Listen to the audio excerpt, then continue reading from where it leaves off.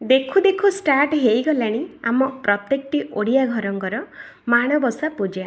तो ये माणबसा पूजा रे प्रत्येकटी आम ओडिया घरे देखिए बहुत प्रकार पिठा आउ खीरी तैयारी हुए। से पिठा दिहरु एटा होची गोटे स्पेशल पिठा जोटा कि आपण मानक बहुत ही पसंद आसीबो। आउ बनिया पई मात्र 10 मिनिट भितर 100 पीस तैयारी हो जिवो। आपण माने निजे भी जानिबेनी। आउ ए पिठा बनिया पई आपनको बेसी समय बिल्कुल दरकार नाही, मात्र 10 मिनिट दरकार। आउ घरे थिबा 2-3 जिनस भितर ए पिठा तैयारी हबो। दुकान रु तो किछि आनिया पई पड़िबनी। तो ये पिठा रेसिपी देखिबा आगरु फ्रेंड्स वीडियो को लाइक करंतु आउ दया करिके चैनल टी को सब्सक्राइब करंतु एमितिका वीडियो अपलोड होला मात्रे देखिया पई। तो ये पिठा बनिया पई हमकु गोटे बाउल दरकार। ता धीरे मापिकी एठी आमे गोटे कप सुजी एठी आमे दबा। गोटे कप सुजी पई आमको दरकार गोटे कप क्षीर। तो एठी मु क्षीरटा फुटेइची। आपण माने चाहिए कंचा भी दे पारिबे। जदि क्षीर नाही तो क्षीर जगार आपण माने अमूल पानी भी दे पारिबे। तो एठी आमे कौन करबा, क्षीर आउ सुजीटा को भलसे गोले नबा। आउ गोले सारला परे 10 मिनिट याकू घोड़े की छाड़ी दबा सुजीटा बतुरिया पई। तो एठी देखंतु 10 मिनिट भितर आम सुजीटा केते बढ़िया से बतुरी जाइए। आउ क्षीरटा तो बिल्कुल अलग नहीं, पूरा सुजीटा पी सारी। तो एमती जिते आम सुजीटा बढ़िया से बतुरी जीव 10 मिनिट निहाती छाड़े फ्रेंड्स सुजीटा भलसे बतुरिया पाई।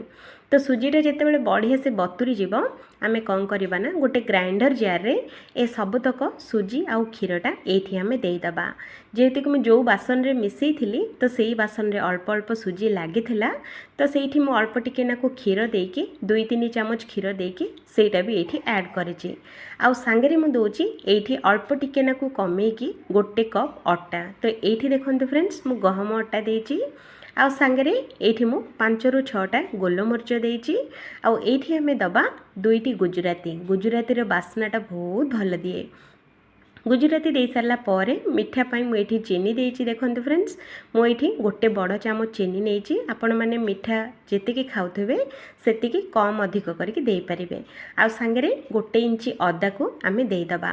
दे सारला परे पूरा चिकण करके बाटी आनिबा। बाटी सारला परे आमे जो बासन रे जो गोळेई थिले सेही बासन रे ही बैटरटा को आमे बाहर करे नबा। बाहर कर सारला परे एठी मु दोची किछि काजू। काजू एठी मु आधा कप नेची। सांगरे आधा कप एठी मु दोची कंचा बादाम। मु एठी कंचा देची, आपण माने चाहिले भाजिक भी दे पारिबे। गोटे बड़ चामच एठी आमे धळा राशि दबा। टेस्ट क्रंचीनेस बहुत भल दिए। सांगरे आधा चामच एठी मु पान मधुरी देची, जोति कि मीठा जिंस बहुत भल लागिवो। सांगरे मीठा जिंस बनौचे तो सेति पय अल्प टिके नाकु लूण देकी याकु भल से एमिति गोळे नबा। फ्रेंड्स एठी देखंतु मु परे पानी कि क्षीर बिल्कुल देनी। जेतिक आमरे भाग माप करके नैथिले सेही भितरे एमिति हे जिवो। तो एठी आमे कौन करबा, जेहेतु कि पिठाटा इंस्टेंट बनौचे तो एठी आमे कौन करबा अल्प टिके नाकु खाइबा सोडा एठी आमे दे दबा। आ खाइबा सोडा दे सारला परे एठी आमे भल से थरे 2-3 मिनिट आउ थरे बढ़िया से आकु गोळे नबा। खाइबा सोडाटा जेमिति बढ़िया से मिसी जिवो। मिसई सारला परे एमिति गोटे खाल डंकीटा ही नेबे फ्रेंड्स। प्लेन डंकी बिल्कुल नेबेनी, नहले पिठार सेप आसीबनी। तो एमिति गोटे खाल डंकी नहीं सारला परे गोटे डंकी पूरा बैटरटा फुल करिवे। तो देखुन मु आपण मानकु जेमिति एमिति धीरे धीरे करके पकेया पई खाल डंकी ही सुविधा हबो। तो आम पिठाटा को छाणिया पई मु एठी अल्प टिके नाकु तेल एठी मु गरम करची। मु एठी सेलो फ्राई करूची, आपण माने चाहिले डीप फ्राई भी करि परिबे। तो तेलटा जितेबाला आमर मीडियम गरम हो जिवो तो बैटर दिहरु गोटे डंकी बैटर एठी आमे दबा। दे सारला परे सांगे सांगे से गरमा गरम तेल पिठा उपरे आमे धीरे धीरे करके एमिति आमे दबा। देखिबे गरम तेल पड़िला मात्रे ही पिठाटा एकदम पूरी भलिया फुलिबो आ एकदम जालीदार बनिबो। तो याकू गरम तेल एपट सेपट पकेकी पिठाटा को पूरा आमे फुलेबा। तो एठी देखंतु आपण मानकु पूरी आ पिठार फरक देखा जाउनी ना, मु जानिची कारण ए पिठाटा ही सेमिति एते टेस्टी आ एते सहजरे बनिबो। आपण मानकु बहुत ही पसंद आसीबो। जदि थरे बनेबे निहाती बढ़िया लागिबो। तो ये पिठाटा को दुई पट साइडटा को एमिति ओलट पलट करके दुई पट साइडटा बहुत ही बढ़िया से आमे सेकी नबा। आउ गैस रो फ्लेमटा को लो टू मीडियम ही रखिबे जेतेबेले पिठाटा छाणिबे। तो ये देखु आमर पिठाटा कलर केते बढ़िया आसी तो या बाहर करनबा सेम से ही प्रोसेस रे आउ गोटे डंकी बैटर आम दबा दे सारा पर गरम गरम तेल टिके टिके ऊपर एमती आम पकई नबा आ गरम तेल पड़िला मात्रे देखंतु फ्रेंड्स पिठाटा आमर जेमिति कि पूरी सेम से परी फुलिकी रेडी होइछि देखिले ना।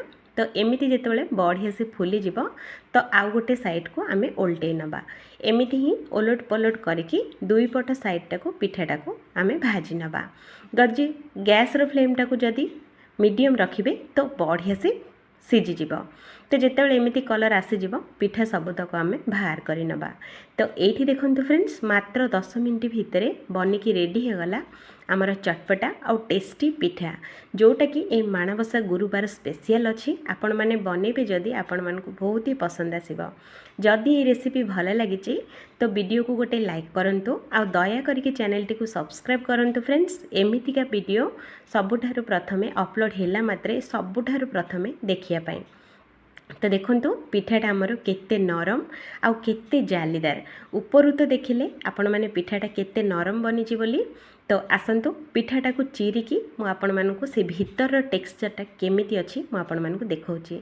तो एठी देखंतु चिरिला मात्रे केते बढ़िया से चिरी ही जाउची देखिले ना। तो एठी देखंतु भीतर टेक्सचरटा एकदम जालीदार बनिची आ एकदम नरम अछि। तो देखंतु पिठाटा केते सुंदर फुलीची आ कोठी भी बिल्कुल भी गोटालिया नाई एकदम फुलिकी जालीदार बनिची आ मु पाटी रे नेला मात्रे केतेबेले मिली जीवो आपण माने भी जानि परिबेनी। तो ये मु ड्राई फ्रुट्स रे काजू आ बादाम देइची आपण माने चाहिए निज इच्छा अनुसार ड्राई फ्रुट्स एठी आपण माने देई परिबे। तो रेसिपी आपण मानकु केमिति लागिला निहाती कमेंट करिवे।